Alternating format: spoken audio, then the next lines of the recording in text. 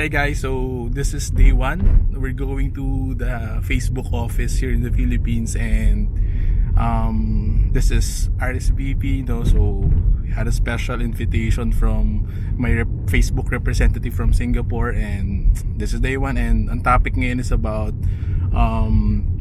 key trends and insights, no, for Facebook this coming fourth quarter, this holiday season. Alam naman natin, for e-commerce, for businesses, this is a a big sales period, no? Ito yung kumbaga peak season, no, for fourth quarter. And we'll discuss also about yung sabi nila based on the program is mobile, no, since everyone right now is into mobile. So paano mo magagawin creatives mo, how to have an effective advertisement, no, in Facebook for mobile market, and of course yung creatives, customer journey, and make Q&A then. So I'm gonna share to you my learnings, no, later on. So stay tuned and God bless.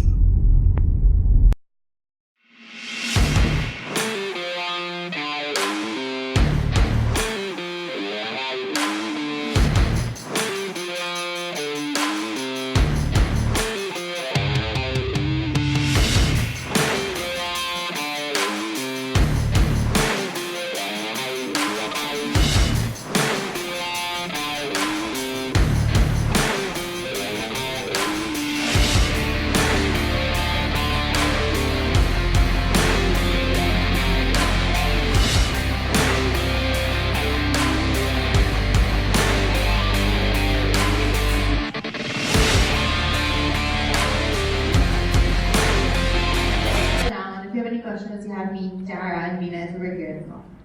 Nandito kami sa CR ng Facebook. Libre. Yung Colgate, toothbrush, pati deodorant, no, pati mouthwash. So, ganda. Ganda na CR.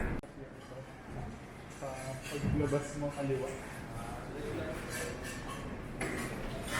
He's expected to be out by and we can fly back to Singapore right away. He's very, very sad.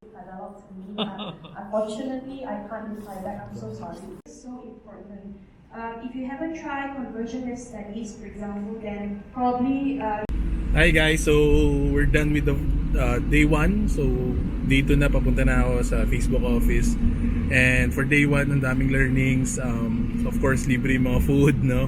Unlimited yung mga food.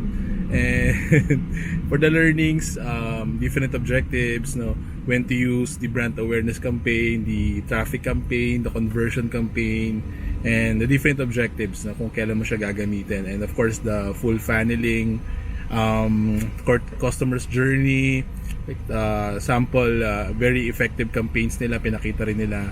And of course, the yung mga ad placement, no, kung kailan mo siya gagamitin. And yan, sobrang ganda ng topic, and very excited ako to share that to in the upcoming videos pa. And for day 2, no, ngayon papunta ako ngayon sa Facebook office. So it's more of customer's journey, and again more on creatives, no. So update